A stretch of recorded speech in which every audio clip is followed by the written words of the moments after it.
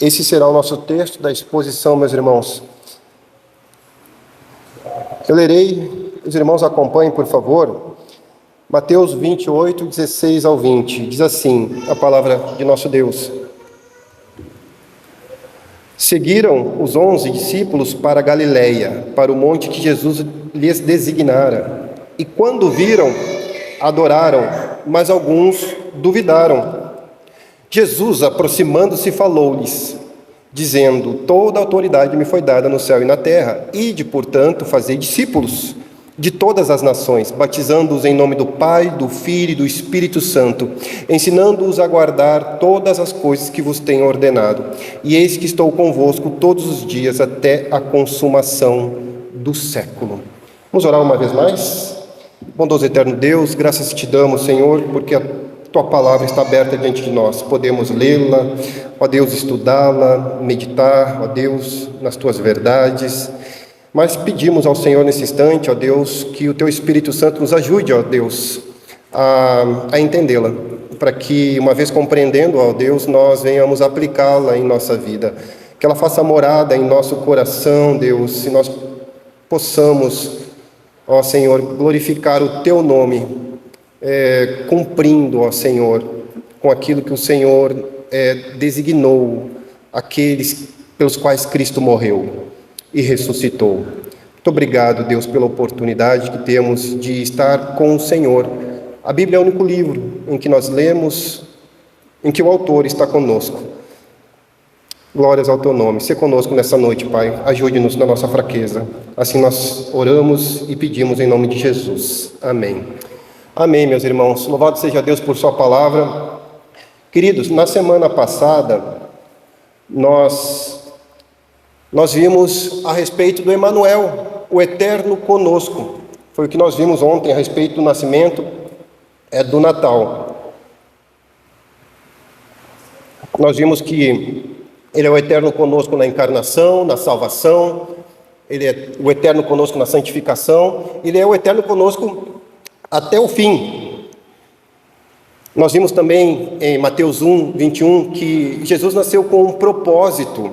Nós vimos que ali o versículo nos ensina que ele veio ali nos perdoar o povo dos seus pecados. É o que diz ali o versículo de Mateus capítulo 1, versículo 21. No entanto, irmãos, o que nós hoje vamos fazer é responder uma pergunta, uma vez que nós já sabemos a razão de Cristo ter nascido. Ele veio para salvar o seu povo dos pecados deles. Foi o que o Mateus escreveu lá no início do livro. Agora nós estamos no final do Evangelho de Mateus. Mas a pergunta que vai ficar de pano de fundo para nós é como esse propósito continua hoje. Como que Cristo continua perdoando o pecado do seu povo? Como que Ele continua, portanto, salvando o seu povo dos seus pecados? Essa pergunta que tem que ficar como pano de fundo para nós hoje no nosso sermão. E nós temos a resposta. Mateus, aqui capítulo 28, nos responde que Cristo continua a sua obra de salvação por meio da sua igreja, através da sua igreja. Se Ele está conosco, então nós não somos, irmãos, veja bem, Ele é o Emanuel, como nós vimos lá em Mateus capítulo 1, versículo 21, e nós temos aqui o princípio Emanuel, no versículo 20, parte B, que é dito que Ele estará conosco todos os dias até a consumação do século. É o princípio Emanuel, está sempre conosco. Mas veja, se Ele está sempre conosco, e se é nós agora, a igreja do Senhor, que continuará a obra dele, significa que a igreja não existe apenas para ficar reunida.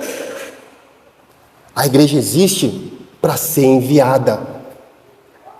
Por isso que a igreja existe hoje. A missão de Cristo continua nas mãos daqueles que o encontraram ressuscitado, porque os apóstolos aqui, os discípulos, encontraram Jesus ressuscitado. Então Jesus os envia. Por isso, meus irmãos, nós veremos hoje acerca de uma igreja missional. Mas antes de entrar aqui no primeiro ponto, eu preciso definir esse termo. O que é ser missional? Irmãos, quando a gente fala de uma igreja missional, a gente tem que entender que toda a igreja foi vocacionada. A igreja do Senhor é vocacionada. O primeiro objetivo da igreja do Senhor é morrer para si mesma. E ela é vocacionada para falar da obra de Deus. Então, quando nós mencionamos esse termo aqui, missional, nós estamos falando sobre a identidade da igreja e não da atividade da igreja, ok? É o que nós somos, não o que nós fazemos. Isso é ser missional. A igreja de Deus é missional. Nós precisamos ser missionais, meus irmãos. Uma vez rapidamente definido o termo aqui, vamos para o primeiro ponto aqui, irmãos, os versículos 16 e 17, acompanhem comigo ali. É dito assim: seguiram os 11 discípulos para a Galiléia, para o monte que Jesus lhes designara. E quando viram, adoraram, mas alguns duvidaram. Então é interessante porque quando a gente estuda Mateus, quando a gente lê Mateus, a gente vê, irmãos, que Mateus começa estabelece o ministério de Jesus na Galiléia. Capítulo 4 ele vai dizer isso, logo depois que ele é batizado, ele sai de Nazaré, vai para Cafarnaum, ali é Galiléia, e ali Deus estabelece o ministério dele. A partir dali, então, o ministério de Jesus começaria. E agora nós estamos vendo aqui, irmãos, no final de Mateus, ele também instruindo os seus discípulos para começarem a partir da Galiléia. Então, olha que interessante isso aqui, o início do ministério do Filho de Deus foi estabelecido na Galiléia e agora os seus discípulos continuam com a obra do Senhor a partir da Galiléia. E se nós formos lá, não precisa ir neste momento, não, melhor, abra em Mateus 4, que eu vou pegar 2 versículos lá, só para nós embasarmos aqui o nosso início. Mateus capítulo 4, versículo 15 e 16. A princípio. Lá. Aqui.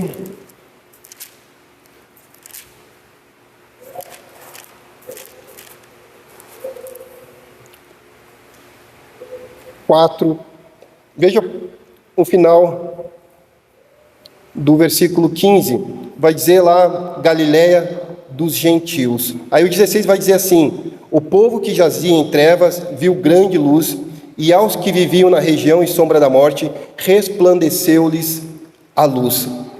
Até aqui, meus irmãos. Então perceba que Jesus, ele sai de Nazaré, vai para Cafarnaum, é Galiléia, e ali o versículo está nos dizendo que é a Galiléia dos gentios, porque este texto aqui, meus irmãos, é o cumprimento daquilo que Isaías falou lá no capítulo 9 do livro do profeta, que Jesus começaria o seu ministério a partir da Galiléia. E como eu disse na semana passada, no sermão passado, o Evangelho de Mateus tem um dos destaques do Evangelho, é justamente trazer isso à luz, de que Jesus cumpriu aquilo que estava no Antigo Testamento. E aqui está mais um dos textos que Mateus está nos informando. Galiléia dos gentios. Aí veja você, vai dizer ali no versículo 16, veja que aquele povo da Galiléia jazia em trevas. Literalmente significa que eles sentavam em trevas. Ou seja, eles não viviam em Jerusalém, eles não viviam na cultura de Jerusalém. E foi na Galiléia que brilhou então a luz de Jesus. Ali então que Jesus começou o seu ministério, na desprezada Galiléia, local em que as pessoas viviam em trevas, irmãos. Então perceba que não foi no grande centro de Jerusalém que começou o ministério de Jesus. Foi num lugar simples, foi num lugar apagado, foi num lugar que ninguém queria estar. Foi ali que começou o ministério de Jesus, Galiléia dos gentios. E Galiléia dos gentios, quando nós vemos aqui, já está apontando, irmãos, para a missão de Jesus, de ir para todas as nações, porque gentios significa isso, nações. Então já aponta aqui para o ministério das nações de Jesus Cristo. Então vejam, o lugar mais desprezado, que era Galileia, ali começou o quartel messiânico de Jesus. Tudo começou a partir da Galileia. E aqui, meus irmãos, nós temos uma grande guinada na história. Porque veja você aqui, o versículo 17 do capítulo 4 de Mateus.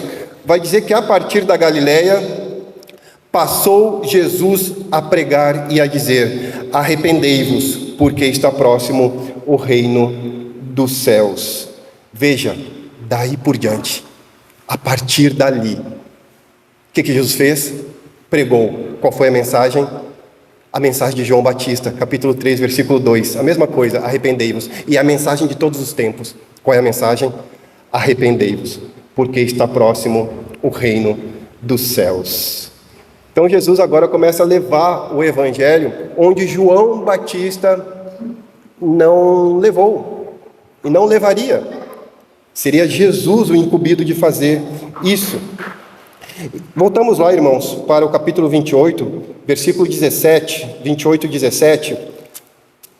Vai dizer que os discípulos viram Jesus e o adoraram. É o que é dito ali.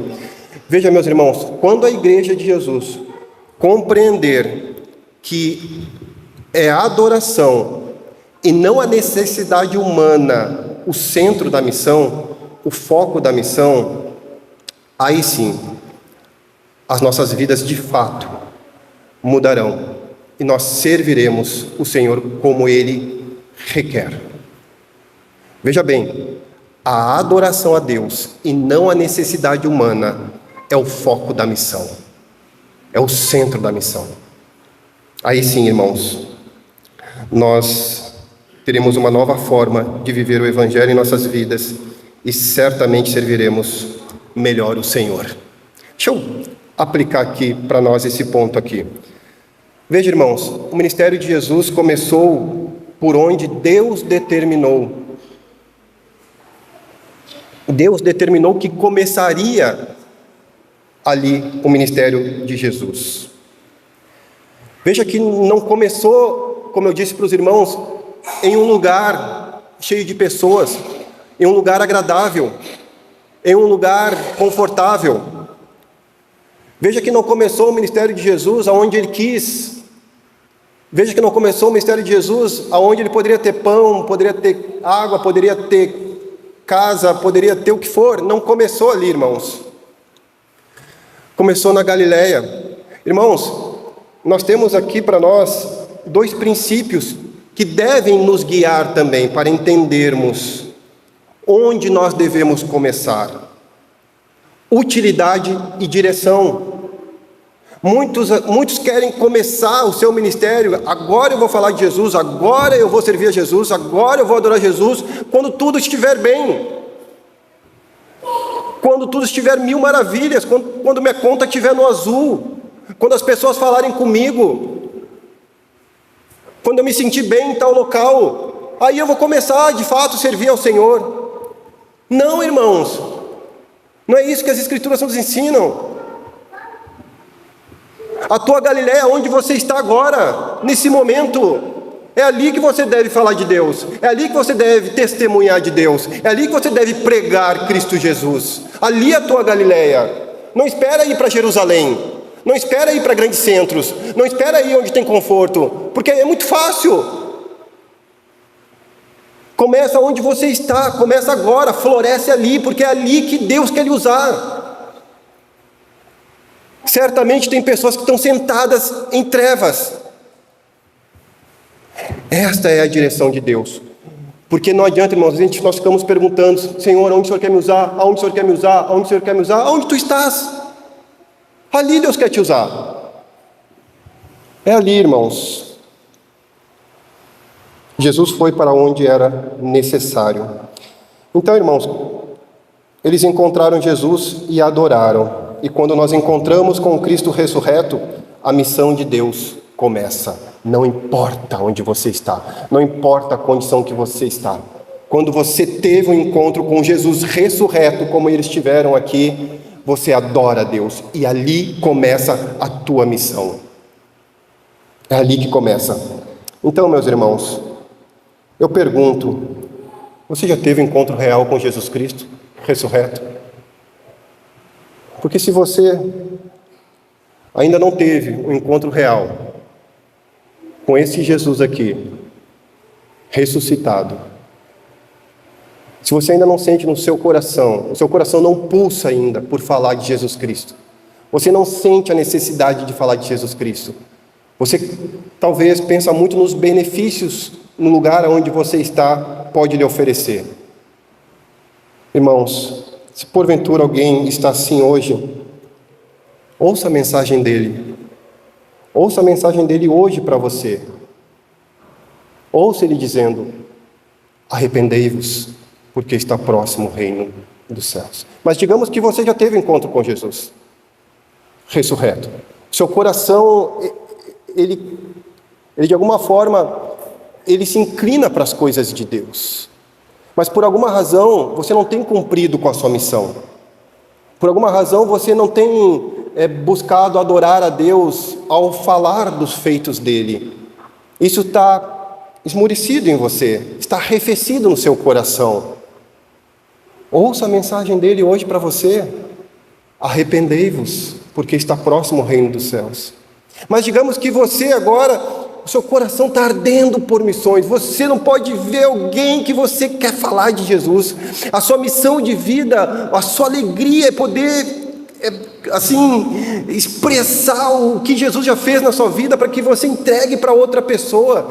Você busca oportunidades, você busca as maneiras, você não se intimida porque as pessoas elas são hostis a você ou porque elas rejeitam você. Não, você de alguma forma tenta ver maneiras para falar de Jesus Cristo, para dizer que o teu rei deve ser o rei dela. Se você está assim, continue proclamando a verdade de Deus e continue dizendo: arrependei-vos, porque está próximo o reino dos céus. Vamos para o versículo 18, irmãos. Diz assim: a missão de Jesus flui da autoridade. A missão dos discípulos flui da autoridade de Jesus. Versículo 18 vai dizer: Jesus, aproximando-se, falou-lhes, dizendo: toda autoridade me foi dada no céu e na terra. Então veja, irmãos, o que Jesus está fazendo aqui. Olha que interessante, porque Jesus está afirmando que ele possui toda a autoridade soberana, toda a autoridade régia. Ele domina soberanamente tudo.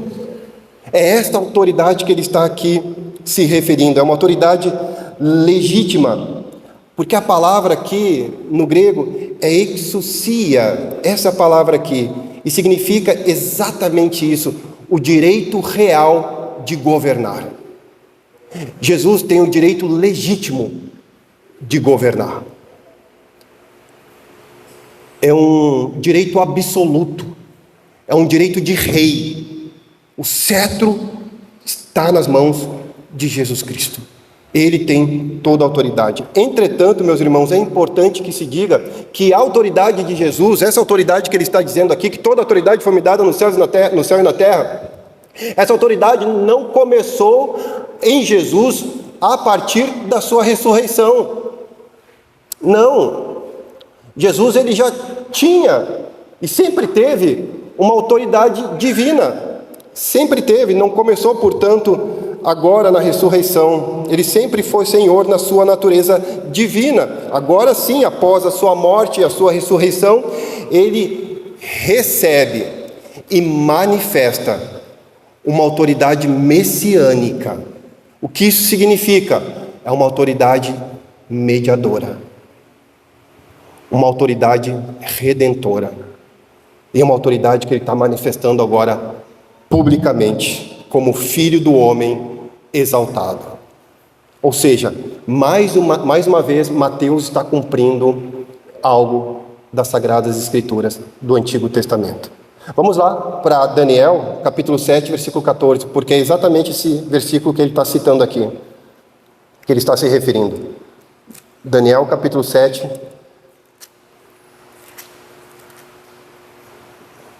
versículo 14.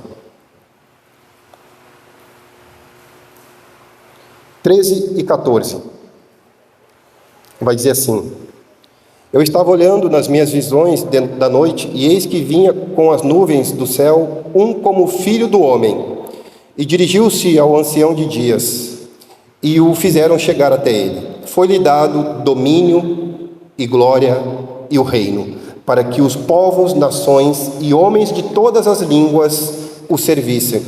O seu domínio é domínio eterno, que não passará, e o seu reino jamais será destruído. Então aqui, irmãos, mais uma vez nós temos em Mateus o cumprimento de uma profecia, onde o Filho do Homem recebe domínio, glória e reino. Todas as nações passariam então a estar debaixo de seu governo. Ou seja, irmãos, Cristo sempre foi Senhor por essência. Ele nunca deixou de ter autoridade. Agora ele reina como Deus homem exaltado, o segundo Adão, o rei do reino.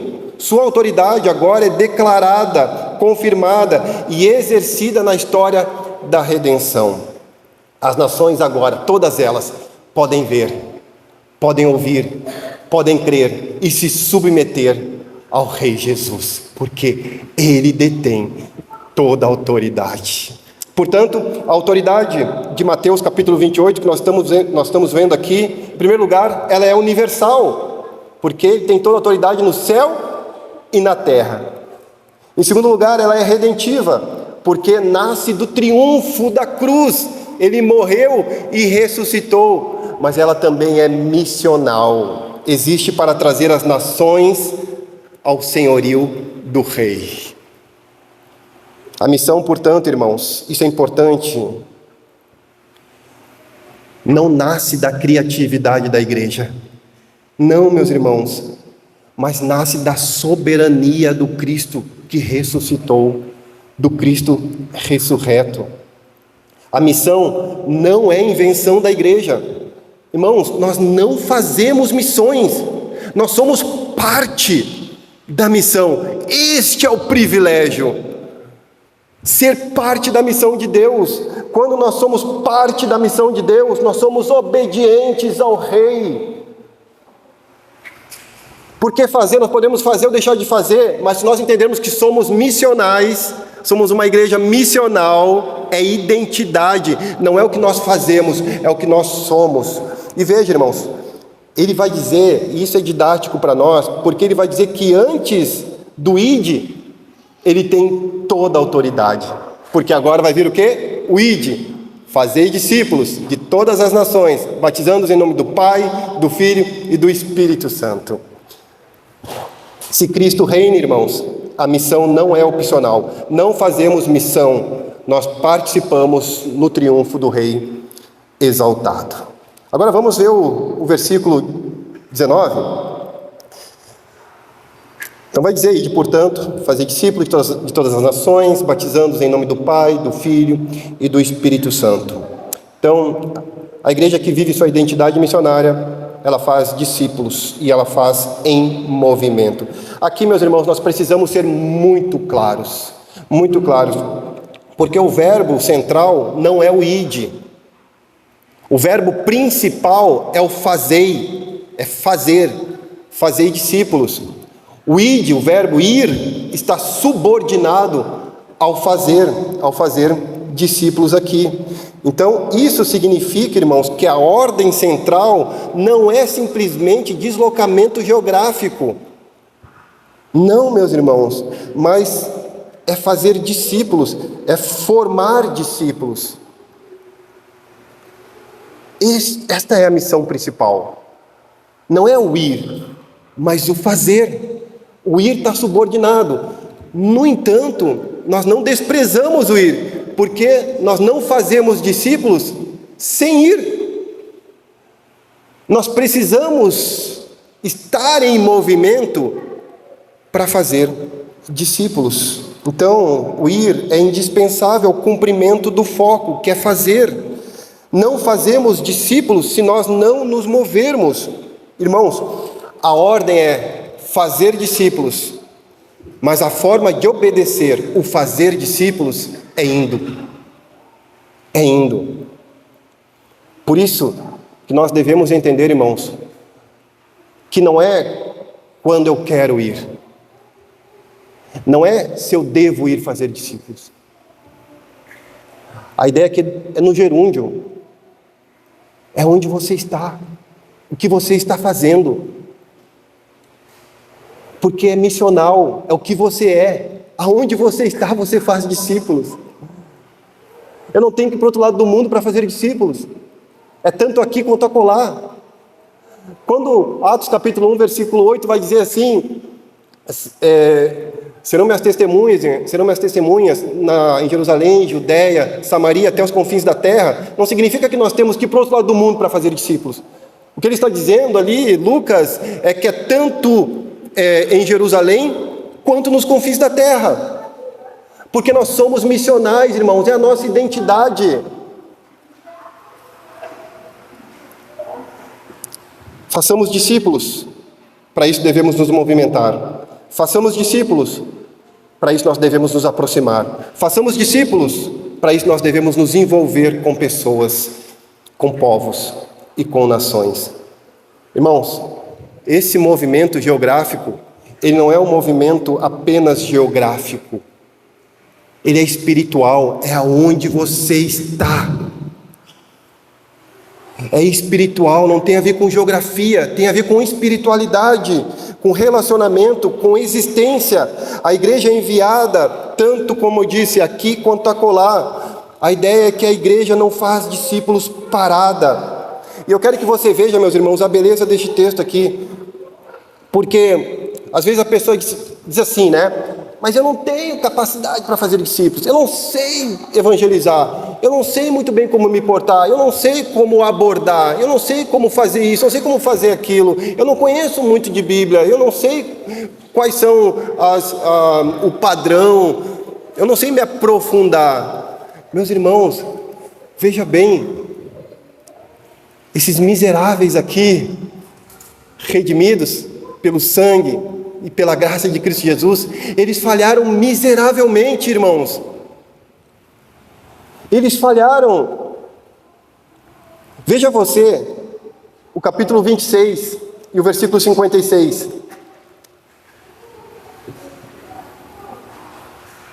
(26, 56) vai dizer assim: tudo isto, porém, aconteceu para que se cumprissem as escrituras dos profetas. Então os discípulos todos, deixando-o, fugiram. Nós sabemos que eles falharam.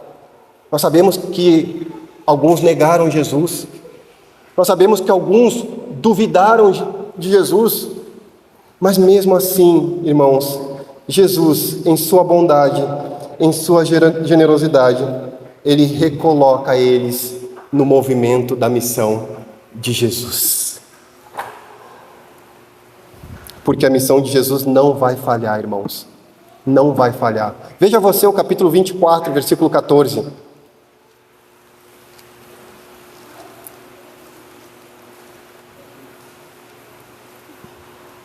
(24:14) vai dizer assim: e será pregado este evangelho do reino por todo o mundo, para testemunho a todas as nações. Então virá o fim. Isso aqui significa, irmãos, que Deus vai cumprir com a palavra dele. Não significa que todas as pessoas conhecerão o evangelho, não. Porque aqui a gramática no grego, pantaetne, significa que grupos de pessoas, assim como toda tribo, língua, raça e nação, não significa toda nação, não significa toda tribo, não significa toda língua, significa que missionários, quando vão em determinados lugares, eles pregam para as pessoas e a partir daquelas pessoas ali, o evangelho é espalhado. Mas não significa que todas as pessoas do mundo inteiro conhecerão o evangelho. Não significa. O que significa é que toda a nação, toda a língua, toda a tribo vai conhecer Jesus Cristo. Todos os lugares, mas não todo mundo. Ok? Isso é importante, irmãos. Mas eu quero que vocês vejam que essa mesma equipe que falhou, que negou, que duvidou de Jesus Cristo, ela é restaurada. ela é reenviada com confiança novamente. Então, meus irmãos, o que eu quero dizer para vocês? Estão com medo? Estão com receio? Vão a si mesmo. Falem a si mesmo. Estão fracos? Não precisa estar forte para falar de Jesus. Fale a si mesmo. Pregue a palavra. Anuncie Cristo. Às vezes você vai tremer. Às vezes você não vai saber o que dizer mesmo. Fale. Testemunhe de Cristo. Não deixe de fazer isso. Não deixe, irmãos. Não fique com medo. E se tiver, vai assim mesmo. Não fique com temor. Se tiver, vai assim mesmo. Se achar que a pessoa vai responder de forma hostil, fale assim mesmo. Se achar que vai ser rejeitado ou rejeitada, fale assim mesmo. Mas vá, não pare de falar. Não pare de testemunhar. Que a chama da missão queime dentro do seu coração.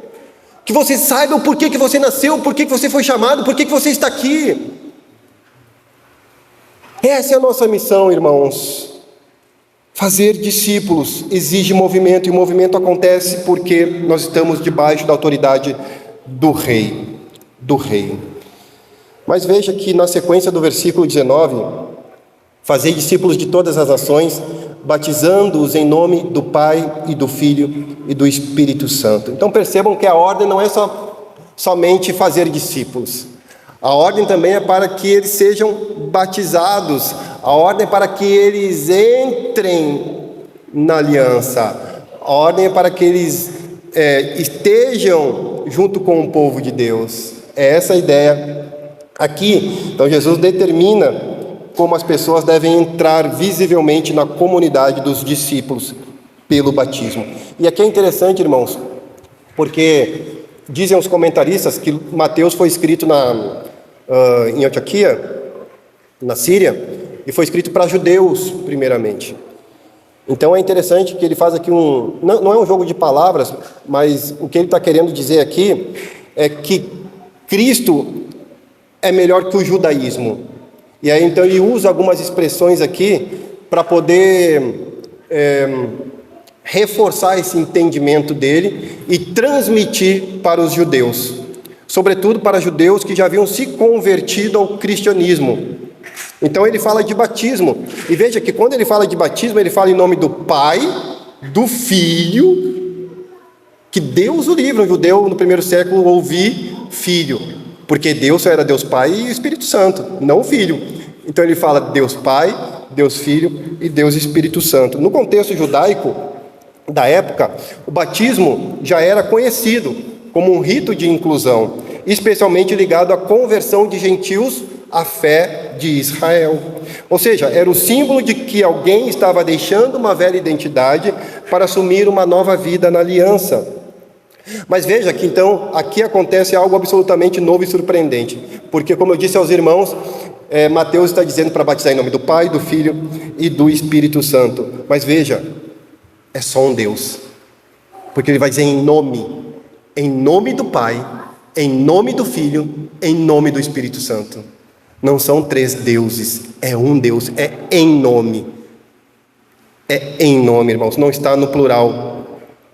Isso certamente era chocante para um judeu do primeiro século. O Filho colocado na mesma esfera do Pai e do Espírito Santo. Então veja, irmãos, quando Mateus faz isso, o que ele está querendo dizer para os judeus, e o que ele diz para nós também, é que Cristo ele não é somente um mediador da missão. Ele é Deus, digno de ser invocado, quando aquele que ouve o Evangelho do Senhor adentra para a aliança de Deus, para servir a Deus no meio do seu povo, na congregação dos santos. Sem Cristo não há conversão verdadeira, nem salvação real.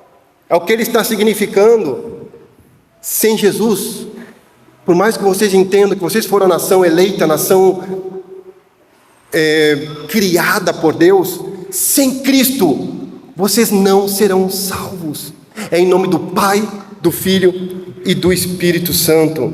O batismo, irmãos, não nos introduz numa nova realidade de aliança com o Deus Trino que salva. Então veja, é interessante porque o batismo ele não nos introduz numa instituição.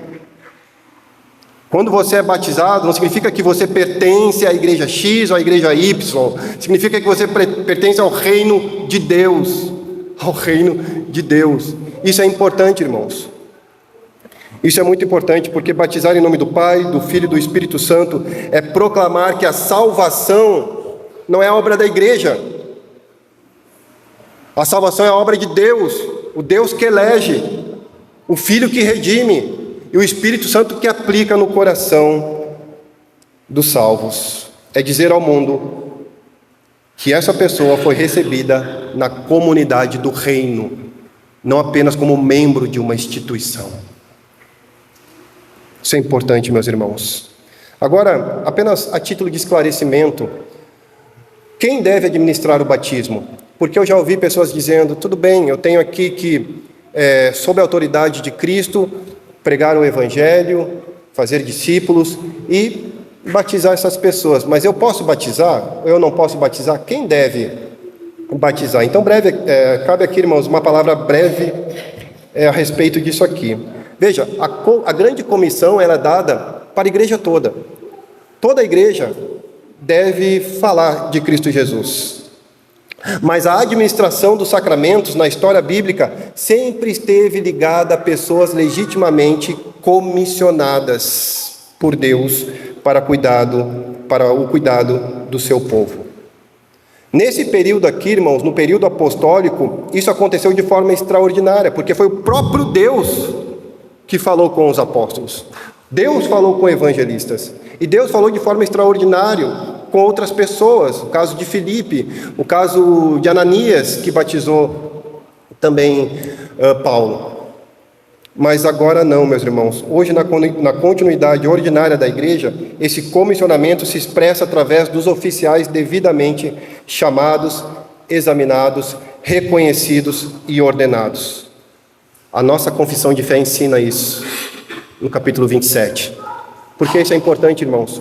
Porque na pandemia tinha gente se auto-batizando, tinha gente auto-tomando ceia, por não entender as Escrituras, por não se aprofundar nas Escrituras. Assim a igreja toda evangeliza, testemunha, faz discípulos, mas aqueles que são legitimamente comissionados pela igreja ministram os sacramentos, como expressão da autoridade de Cristo exercida ordenadamente no seu corpo. Ou seja, irmãos, missão não é apenas anunciar. Missão é gerar novos cidadãos do reino e introduzi-los na vida do povo de Deus, sob o nome do Deus Trino. Vamos para o versículo 20. Vai dizer assim: ensinando-os a guardar todas as coisas que vos tenho ordenado, e eis que estou convosco todos os dias até a consumação do século. Aqui nós temos o último versículo. Veja que Jesus não ordena apenas os seus discípulos falarem a verdade. Ele está ordenando para que eles guardem a verdade, ensinem a guardar a verdade que vocês estão falando a eles. Irmãos, isso muda tudo, porque eles não estão falando simplesmente não é simplesmente uma transmissão de informação. Não se trata apenas disso, mas de formação de caráter, de vida moldada, de transformação espiritual. Você tem que ser intencional quando você for falar com a pessoa. Nós devemos ser intencionais. Nós não queremos apenas transmitir, irmãos, uma informação que está na Bíblia. Nós queremos falar uma verdade para que eles guardem no coração aquilo que nós estamos falando. Mas, infelizmente, a grande tragédia de muitos crentes hoje não é a falta de conhecimento religioso, é a falta de rendição prática. Sabem, mas não guardam. Ouvem, mas não obedecem. Recebem informação, mas não têm o coração transformado. Por que isso acontece, meus irmãos? Porque muitas vezes a palavra de Deus está na periferia da nossa vida, está na marginalidade da nossa vida, está no sumário da nossa vida. A gente não lê ela profundamente. A gente não se entrega a Deus como deveria. A gente apenas muitas vezes, consulta ela de forma um pouco mais aprofundada nos cultos, quando estamos no culto. Mas não temos vida devocional em casa. Não nos interessamos por Deus quando estamos sozinhos, muitas vezes. Portanto, não há alimento diário. Se não há alimento diário, irmãos, não temos uma alma nutrida pela palavra. Se não temos uma alma nutrida pela palavra, não estamos sendo sustentados pela palavra. A nossa fé está fraca. Aí a grande pergunta é: como que alguém que não se alimenta, que não se nutre, que não vive da palavra, pode ensinar alguém a guardar a palavra? Por isso, irmãos, muitas vezes nós não cumprimos com o nosso chamado, nós somos missionais, porque nós mesmos não temos a palavra no nosso coração.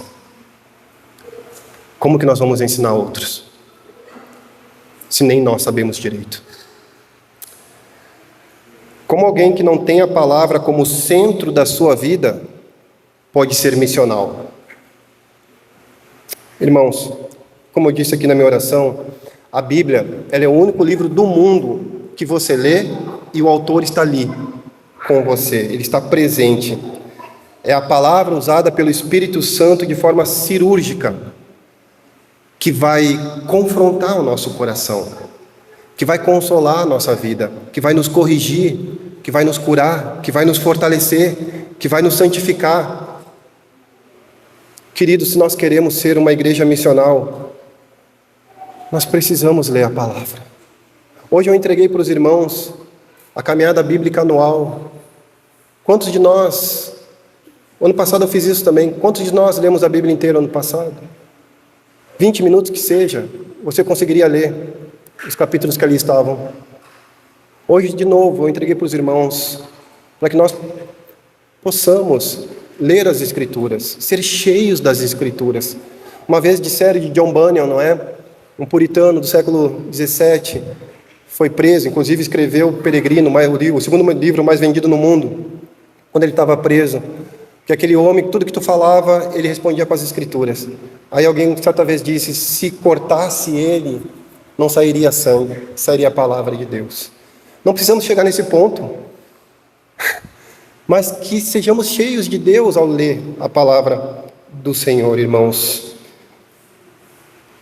Então aqui eu queria fazer um apelo aos irmãos. Irmãos, leiamos a palavra. Leia a palavra com atenção. Não leia para ganhar debates, não leia para ficar gordo da palavra, mas leia para ser moldado pela palavra. Leia para ser transformado pela palavra. Leia para que sua fé seja nutrida. E se você tiver uma fé nutrida, irmãos, você guardará a palavra de Deus. E você ensinará outros a guardarem a palavra de Deus. A palavra não foi prioritariamente, irmãos, nos dada para nos informar, mas para transformar a nossa vida. Queridos, se nós não estamos fazendo isso, nós devemos ligar a anteninha. Porque das duas uma, irmãos, ou nós estamos sendo desobedientes e negligentes em não fazer, ou nós não tivemos o encontro com Cristo ressurreto. Então é muito sério isso, meus irmãos. Nós só seremos instrumentos missionais quando a palavra moldar o nosso coração. Fica esse apelo à igreja. Vamos ver a parte B de novo do versículo 20, vai dizer: e eis que estou convosco todos os dias até a consumação do século. Veja que Jesus então está encerrando aqui a grande comissão com a maior certeza do mundo, irmãos. Veja, esse contexto é um contexto missional, é um contexto de missões. A ideia é que Deus nunca vai nos abandonar enquanto nós estivermos falando da palavra dele. Porque essa foi a comissão. Façam discípulos, preguem a palavra. Eu estou convosco todos os dias. Talvez o seu marido não esteja com você, talvez a sua esposa não vai estar com você, talvez os seus filhos não estarão com você, talvez o seu colega de trabalho não estará com você, talvez as pessoas não estarão com você, mas Jesus está com você. Jesus está conosco. Então Mateus, ele fecha o seu evangelho como começou. Como nós vimos semana passada, então, ele nos apresentou o fator Emanuel, não é? Nós vimos lá no versículo 23 do capítulo 1, Jesus nasceu. Emanuel é um título, não é o nome de Jesus. Ele nasceu, o Deus conosco. E agora também ele está encerrando aqui o seu evangelho com o princípio Emanuel. Deus conosco. Estarei com vocês todos os dias. Outra vez, se nós olharmos pela ótica de que ele está falando para judeus, novamente ele está dizendo: Jesus é Deus. Não há salvação fora de Jesus. Porque o que ele está dizendo quando ele diz Deus estará convosco todos os dias até a consumação do século, é que ele é onipresente. Ele é onipresente. Ou seja, ele é Deus. Então eu quero que você perceba a teologia que se fecha aqui neste capítulo 28 de Mateus. No batismo, ele se coloca do lado do Pai e do Espírito Santo. Agora aqui, na promessa da presença, porque é uma promessa, nós temos a afirmação em Mateus capítulo 1, versículo 21, que ele é o Emanuel, o cumprimento da promessa em Isaías 7,14, mas aqui é uma promessa. Enquanto nós estivermos falando de Jesus Cristo, enquanto o nosso coração estiver aquecido em ministrar a palavra, em anunciar Cristo Jesus, ele estará conosco todos os dias. Então aqui nós temos uma promessa da presença dele. Ele se revela Deus como Pai e como o Espírito. Jesus é Deus, irmãos. A missão da igreja, portanto, é a missão do Deus triuno. Do Deus trino. Sempre foi assim, irmãos, e sempre vai ser. O Deus que nós servimos é um Deus missionário. Ele quer que seus discípulos também sejam. Por isso, irmãos, a tarefa é grande, mas veja, não depende de nós. A tarefa é desafiadora, ela é, mas nós não caminhamos sozinhos. Nós não vamos em nosso nome, irmãos. Nós vamos em nome de Jesus. Nós não atuamos pelas nossas forças. É na força do Mestre. É na força e na autoridade de Jesus. Não somos nós quem sustentamos a obra, irmãos. É o próprio Jesus quem sustenta. Ele garantiu: eu estarei convosco todos os dias até a consumação do século. Ou seja, até o fim. Até o fim, irmãos. Que nosso coração possa estar aquecido para falar das verdades eternas de Deus, que queiramos guardá-la em nosso coração e transmiti-la para aqueles que nos circundam, para aqueles que permeiam a nossa vida, irmãos. Uma igreja missional é a identidade da igreja. Eu queria concluir dizendo, irmãos, que nós vimos semana passada, Emanuel, Deus conosco. Ele é conosco na encarnação, na salvação, na santificação, mas ele também é Emanuel conosco na missão. Na missão. Não somos enviados sozinhos. Não somos, irmãos. Na verdade, a presença de Jesus precede a nossa. Ele já está lá quando nós chegarmos. Ele nos acompanha e ele é quem sustenta a missão. Por isso, meus irmãos, ao encerrarmos este ano, Deus está nos lembrando aqui que não somos apenas um povo reunido. Nós somos um povo enviado por Deus. Por isso, ao entrarmos em 2026, semana que vem, nós vamos caminhar juntos, irmãos, sob o tema, vai reger todo o ano que vem. O tema vai ser uma igreja missional, do Éden ao mundo, chamados desde o princípio. Fomos criados no Éden, redimidos por Cristo e enviados ao mundo. Nós somos sustentados pela presença do Emanuel. Amém?